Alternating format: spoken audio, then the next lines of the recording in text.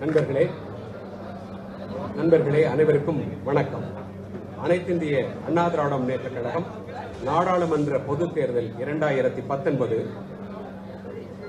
தேர்தல் அறிக்கை வெளியீட்டு நிகழ்ச்சிக்கு வந்திருக்கும் உங்கள் அனைவரையும் இப்பொழுது மாண்புமிகு தமிழக துணை முதல்வர் கழக ஒருங்கிணைப்பாளர் அவர்கள் வரவேற்று தேர்தல் அறிக்கையின் சிறப்பு அம்சங்களை வாசிப்பார்.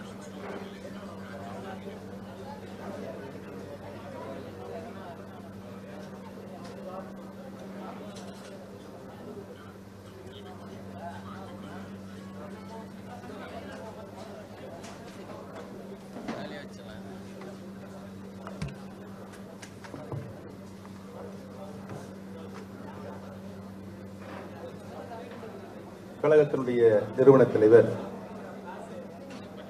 புரட்சி தலைவர், மக்கள் திலகம் எம்ஜிஆர் அவர்களையும், மாண்புமிகு கழகத்தினுடைய நிரந்தர பொதுச் செயலாளர் இதய தெய்வம் புரட்சி தலைவர் அம்மா அவர்களையும் வணங்கி, அனைத்து இந்திய அண்ணா திராவிட முன்னேற்ற கழகத்தினுடைய நடைபெற இருக்கின்ற 2019 நாடாளுமன்ற பொதுத் தேர்தலை பற்றி தேர்தல் அறிக்கை வெளிகின்ற இந்த நல்ல இனிமையான சிறப்பான வரலாற்று சிறப்புமிக்க இந்த நிகழ்ச்சிக்கு வருகை புரிந்து சிறப்பித்துக் கொண்டிருக்கின்ற கழகத்தினுடைய இணை ஒருங்கிணைப்பாளர், மாண்புமிகு தமிழ்நாடு முதலமைச்சர் அன்பிற்கினிய அருமை அண்ணன் திரு எடப்பாடி கே பழனிசாமி அவர்களை சிறப்பான இந்த கூட்டத்திற்கு வருகை புரிந்திருக்கின்ற கழகத்தினுடைய அவைத்தலைவர் மரியாதைக்குரிய அருமை அண்ணன் திரு இ மதுசூதனன் அவர்களை, சிறப்பான இந்த கூட்டத்திற்கு வருகை புரிந்திருக்கின்ற துணை ஒருங்கிணைப்பாளர் முன்னாள் அமைச்சர் அண்ணன் கே பி முனுசாமி அவர்களை, துணை கழகத்தினுடைய துணை ஒருங்கிணைப்பாளர் நாடாளுமன்ற மாநிலங்களவை உறுப்பினர் அருமை சகோதரர் திரு வைத்தியலிங்கம் அவர்களை, வருகை புரிந்திருக்கின்ற கழகத்தினுடைய மூத்த கழக அமைப்பு செயலாளர் முன்னாள் அமைச்சர், தேர்தல் அறிக்கை தயாரிப்பதில் தலைவராக முன்னின்று இந்த அறிக்கையை திறம்பட வடிவமைத்து கொடுத்திருக்கின்ற அன்பிற்கினிய அருமை அண்ணன் திரு பொன்னையன் அண்ணன் அவர்களை, அவரோடு இணைந்து பணியாற்றியிருக்கின்ற அண்ணன் முன்னாள் அமைச்சர் கழக அமைப்பு செயலாளர் நத்தம் விஸ்வநாதன் அவர்களை, அவரோடு பணியாற்றியிருக்கின்ற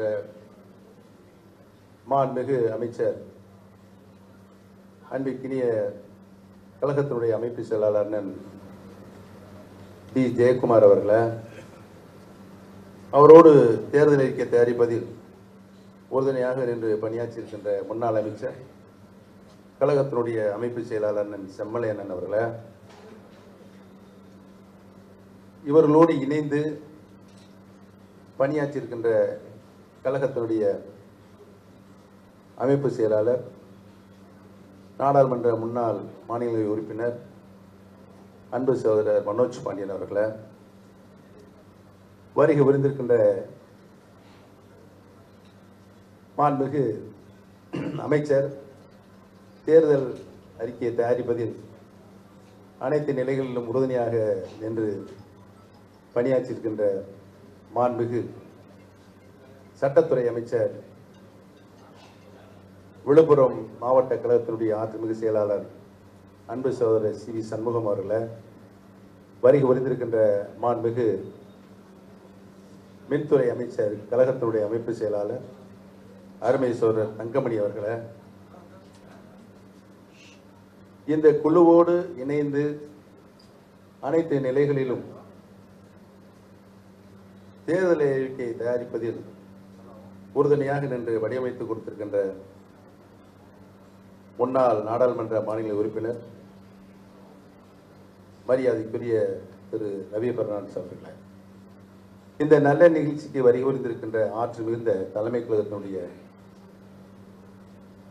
நிர்வாகிகளை, பொறுப்பாளர்களை, வருகை விருந்திருக்கின்ற மாண்புமிகு அமைச்சர் பெருமக்களை, வருகை விருந்திருக்கின்ற கழகத்தினுடைய மூத்த முன்னோடிகளை, வருகை விருந்திருக்கின்ற கழகத்தின் பல்வேறு பொறுப்புகளை தங்களை முழுமையாக ஈடுபடுத்திக் கொண்டு கழக பொறுப்பினை கடமையினோடு பணியாற்றிக் கொண்டிருக்கின்ற கழகத்தில் பணியாற்றிக் கொண்டிருக்கின்ற அத்துணை நிலைகளில் இருக்கின்ற நிர்வாகிகளை, பொறுப்பாளர்களை, சகோதர சகோதரிகளை, திரளாக இங்கு மகிழ்ச்சியோடு அமர்ந்திருக்கின்ற பத்திரிகை மற்றும் தொலைக்காட்சி நண்பர்களை, உங்கள் அத்துணை பேர்களுக்கும் என்னுடைய பணிவான நன்றி கலந்த நல் வணக்கத்தினை இந்த நல்ல நேரத்தில் தெரிவித்துக் கொள்ள கடமைப்பட்டிருக்கின்றேன்.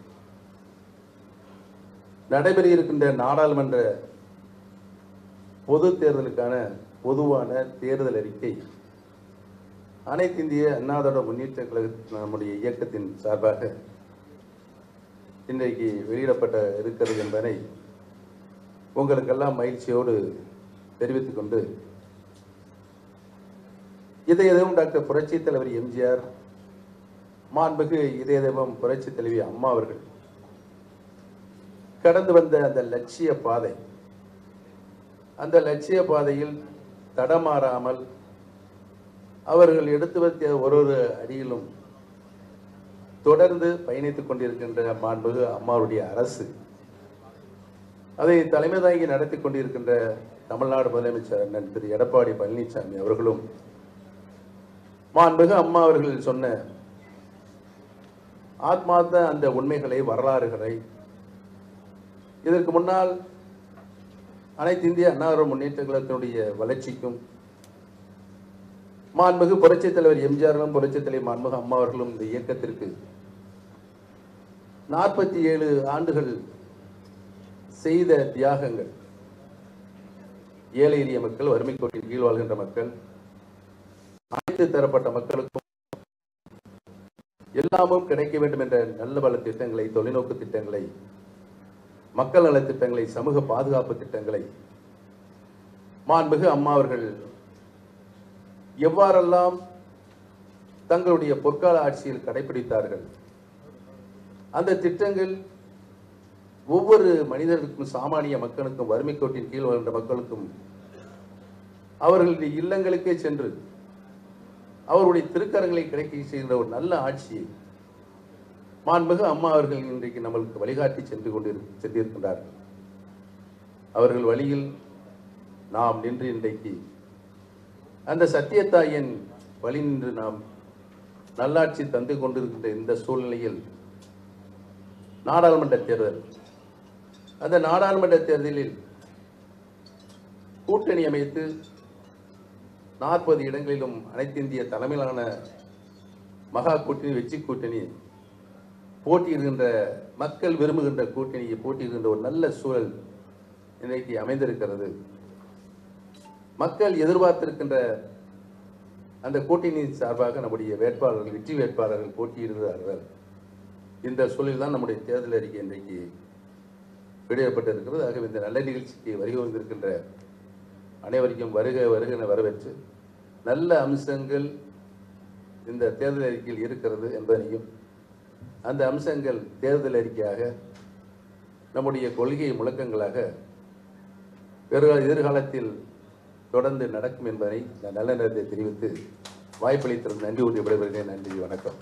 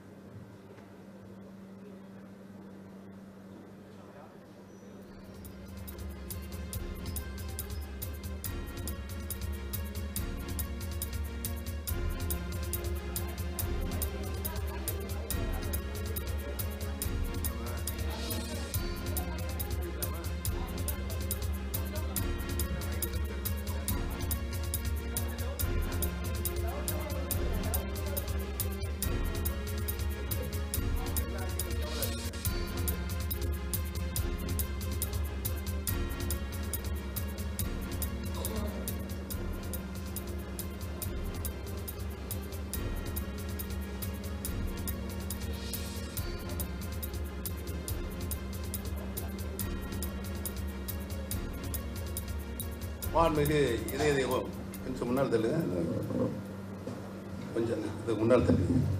சரி சரி சார்.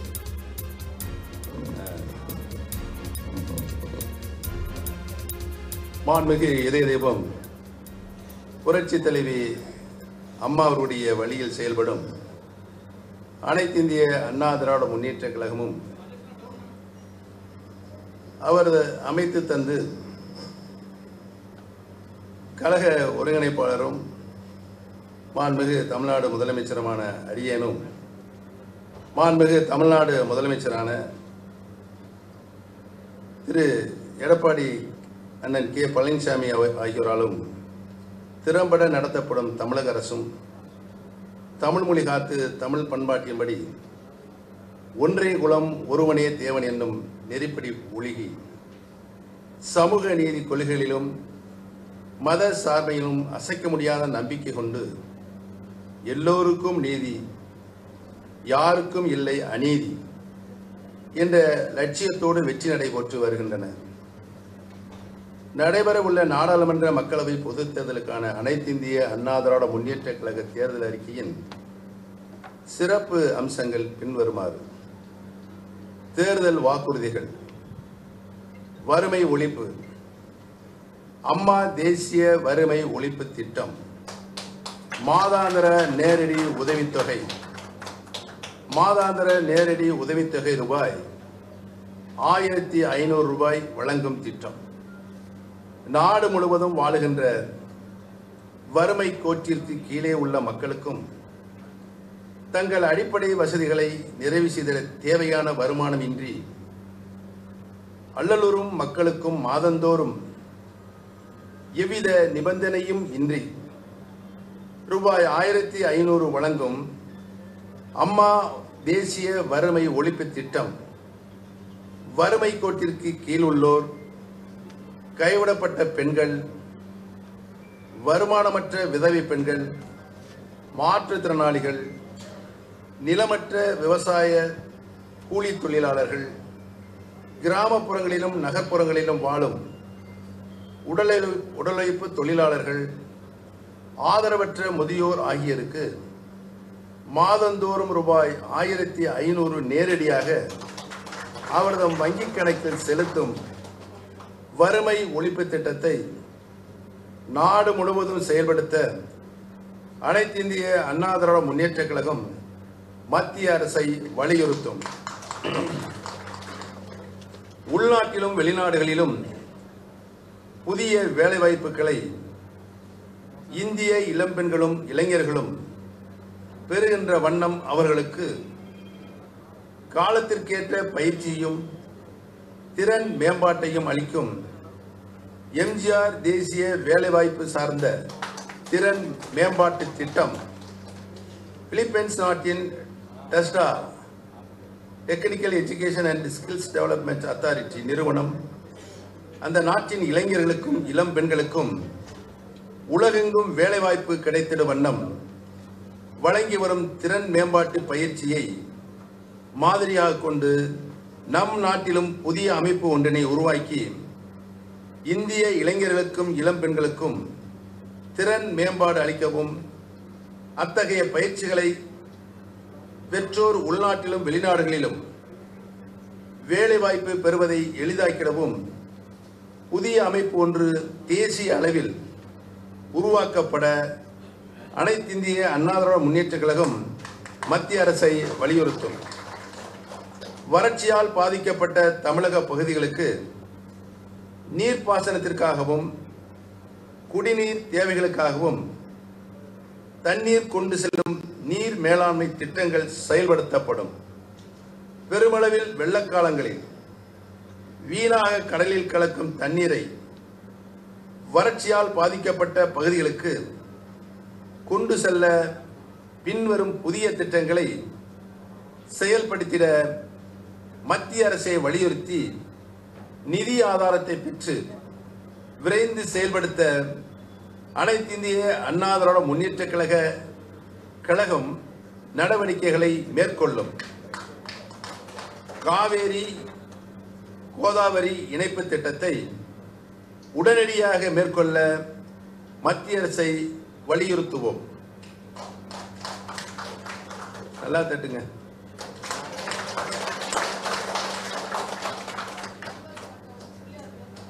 நொய்யல் ஆற்றையும் மேற்கு தொடர்ச்சி மலையும் மையமாக கொண்டு மேற்கு தொடர்ச்சி மலையில் பருவமழை காலங்களில் பெறப்படும் மழை வெள்ள நீரை கோவை மாவட்டம் தொண்டாமுத்தூர் ஒன்றிய பகுதி மற்றும் மதுக்கரை வனச்சரகம் வெள்ளப்பதி பிரிவு நண்டங்கரை முண்டன்துறை கோவைப்புதூர் போலுவாம்பட்டி வனச்சரகம் நரசிபுரம் தாலியூர் மற்றும் இவற்றை சுற்றியுள்ள இடங்களில் தடுப்பணைகளை அமைத்தும் குளம் குட்டைகளில் மழைநீரை நிரப்பியும் நிலத்தடி நீர் செறிவூட்டும் திட்டம். 2. காவிரி ஆற்றில் அமைக்கப்பட்டிருக்கும் மோகனூர் தடுப்பணையில் இருந்து நாமக்கல் மாவட்டத்தின் மோகனூர், நாமக்கல், புதுச்சத்திரம், எருமைப்பட்டி ஆகிய பகுதிகளுக்கு தண்ணீர் கொண்டு சென்று நிலத்தடி நீர் செறிவூட்டும் திட்டம். 3. திருச்சிராப்பள்ளி, புதுக்கோட்டை, சிவகங்கை, ராமநாதபுரம் மற்றும் விருதுநகர் மாவட்டங்கள் பயன்பெறும் வகையில் காவேரி, கட்டளை கதவணை, அக்கினியாறு, தெற்கு வெள்ளாறு, மணிமுத்தாறு, வைகை மற்றும் குண்டாறு இணைப்பு கால்வாய் திட்டம். மாணவ மாணவியர்கள் இந்தியாவில் கல்வி பயில்வதற்கு தேசியமயமாக்கப்பட்ட வங்கிகளிலும் மற்ற வங்கிகளிலும் பெற்றுள்ள கல்வி கடனை ரத்து செய்ய வேண்டும் என்று மத்திய அரசை அனைத்திந்திய அண்ணா திராவிட முன்னேற்றக் கழகம் வலியுறுத்தும். வேளாண்மை கடன்களால் அல்லலுறும் விவசாயிகளுக்கு அவர்தம் கடன் சுமையை நீக்கும் வகையில் உறுதியான திட்டம் ஒன்றினை உடனடியாக செயல்படுத்த மத்திய அரசை அனைத்திந்திய அண்ணா திராவிட முன்னேற்றக் கழகம் வலியுறுத்தும். கல்வியை பொதுப்பட்டியலில் இருந்து மாநில பட்டியலுக்கு மாற்ற வேண்டும் என்று அனைத்திந்திய அண்ணா திராவிட முன்னேற்றக் கழகம் வலியுறுத்தும். மருத்துவம் போன்ற உயர்கல்வியில் சேர நீட் தேர்வில் இருந்து தமிழக மாணவர்களுக்கு விலக்கு அளிக்க வேண்டும் என்று அனைத்திந்திய அண்ணா திராவிட முன்னேற்றக் கழகம் தொடர்ந்து வலியுறுத்தும். தாழ்த்தப்பட்ட மலைவாழ் SC and ST மிகவும் பிற்படுத்தப்பட்ட மற்றும் பிற்படுத்தப்பட்ட மக்களுக்கு சமூக நீதி வழங்கப்படும் வகையில் தனியார் துறைகளின் வேலைவாய்ப்புகளிலும் இடஒதுக்கீடு வழங்க புதிய சட்டம் இயற்றப்பட வேண்டும் என்று அனைத்திந்திய அண்ணா திராவிட முன்னேற்றக் கழகம் மத்திய அரசை வலியுறுத்தும். இஸ்லாமிய மற்றும் கிறிஸ்தவ மதங்களுக்கு மாறும் தாழ்த்தப்பட்ட மலைவாழ் பிற்படுத்தப்பட்ட மிகவும் பிற்படுத்தப்பட்ட மக்கள் கல்வியிலும் வேலை வாய்ப்பிலும் இடஒதுக்கீட்டை பெறும் வகையில் அவர்களது ஜாதி சான்றிதழ்களில் மாற்றமின்றி மதம் மாறுவதற்கு முன் இருந்தவாறே சலுகைகளை பெற்றிட அனுமதிக்கும் வகையில் புதிய சட்டம் இயற்ற வேண்டும் என்று அனைத்திந்திய அண்ணா திராவிட முன்னேற்றக் கழகம் மத்திய அரசை வலியுறுத்தும்.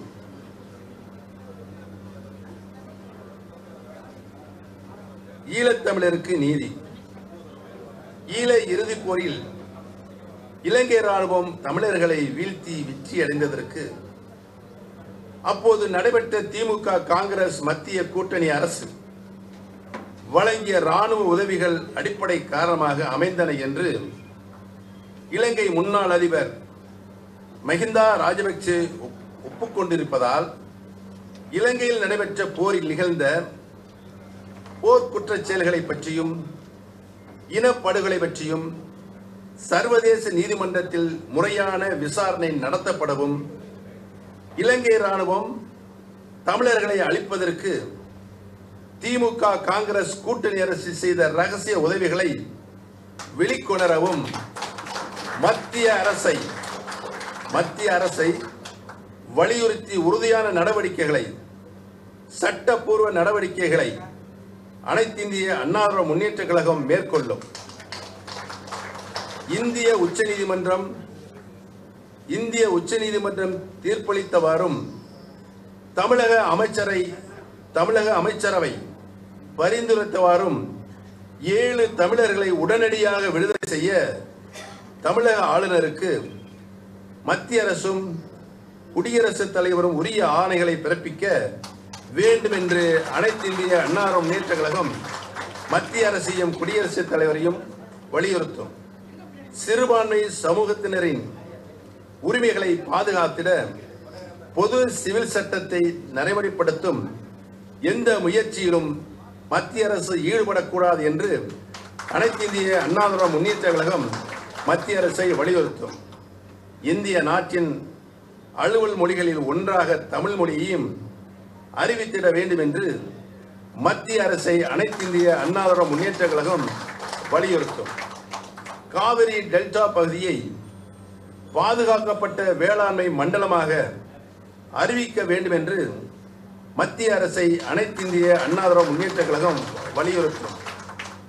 புதுச்சேரி யூனியன் பிரதேசத்திற்கு முழு மாநில அந்தஸ்து வழங்க வேண்டும் என்று அனைத்து இந்திய அண்ணா திராவிட முன்னேற்றக் கழகம் மத்திய அரசை வலியுறுத்தும். சமூக நீதி, பெண் விடுதலை, மதச்சார்பின்மை, எளியோருக்கு சமூக பொருளாதார பாதுகாப்பு, எல்லோருக்கும் சம வாய்ப்பு என்ற லட்சியங்களை நோக்கி பயணிக்கும் அனைத்து இந்திய அண்ணா திராவிட முன்னேற்றக் கழகம் மக்கள் தொண்டாற்றுவதில் என்றென்றும் முன்வரிசையில் நிற்கும் வீரனாக மக்களுக்கு பணியாற்றும் இந்த இயக்கம் மக்களால் உருவான இயக்கம், மக்களுக்கான இயக்கம் என்ற உறுதிமொழியை மீண்டும் தமிழக புதுச்சேரி வாக்காளர் பெருமக்களுக்கு அனைத்து இந்திய அண்ணா திராவிட முன்னேற்றக் கழகம் உறுதியாக அளிக்கிறது. நடைபெறவுள்ள நாடாளுமன்ற மக்களவை பொதுத் தேர்தலில் அனைத்து இந்திய அண்ணா திராவிட முன்னேற்றக் கழகத்தின் வேட்பாளர்களுக்கும் கழகத்தின் தலைமையிலான கூட்டணி கட்சிகளின் வேட்பாளர்களுக்கும் அவரவர் சின்னங்களில் வாக்களித்து தமிழகம் மற்றும் புதுச்சேரி உள்ளிட்ட 40 தொகுதிகளிலும் மகத்தான வெற்றியை, மாபெரும் வெற்றியை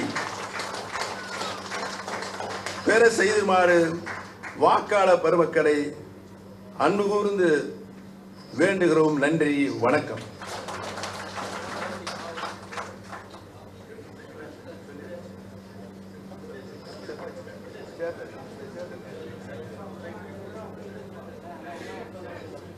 இப்பொழுது தேர்தல் அறிக்கையின் சிறப்பு அம்சங்களை துணை முதல்வர் அவர்கள் வாசித்தார்கள்.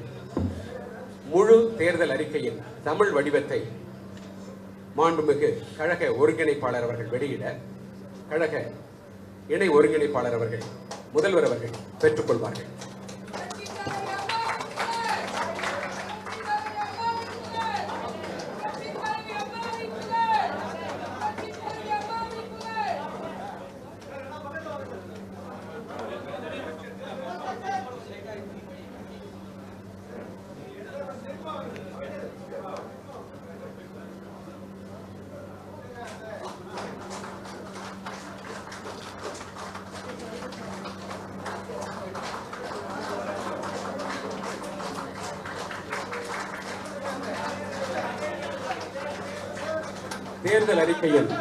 தேர்தல் அறிக்கையின் ஆங்கில வடிவத்தை மாண்புமிகு தமிழக முதல்வர் அவர்கள் வெளியிட துணை முதல்வர் அவர்கள் பெற்றுக்கொள்வார்கள்.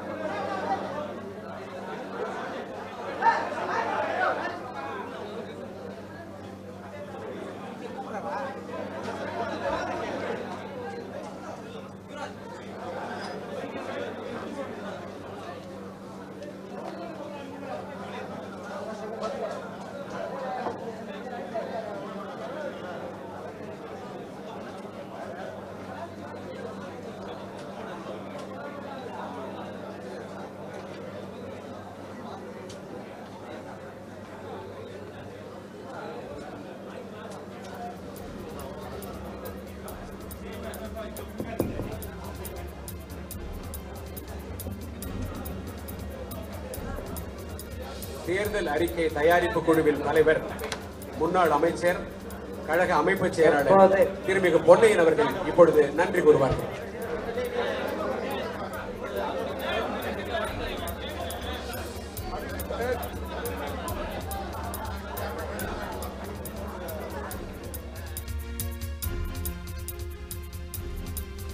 சென்னை ராயப்பேட்டை அதிமுக தலைமை அலுவலகத்தில் மக்களவைத் தேர்தலுக்கான அதிமுக தேர்தல் அறிக்கையை வெளியிட்டார் அதன் ஒருங்கிணைப்பாளர் ஓ பன்னீர்செல்வம். அவருடன் இணை ஒருங்கிணைப்பாளர் எடப்பாடி பழனிசாமியும் ஆகியோர் இருந்தனர். அதன் பிறகு உரை நிகழ்த்திய ஓ பன்னீர்செல்வம் எம்ஜிஆர் ஜெயலலிதா வழியில் தேர்தல் அறிக்கை தயாரிக்கப்பட்டுள்ளது என்று தெரிவித்தார். பின்னர் அதன் சிறப்பம்சங்களை குறித்து எடுத்துரைத்தார். தேர்தல் அறிக்கையின் ஆங்கில பிரதி படிவத்தை இணை ஒருங்கிணைப்பாளர் எடப்பாடி பழனிசாமி வெளியிட்டார். அதனை ஒருங்கிணைப்பாளர் ஓ பன்னீர்செல்வம் பெற்றுக்கொண்டார். அதன் நேரடி காட்சிகளை நாம் தற்போது பார்த்தோம்.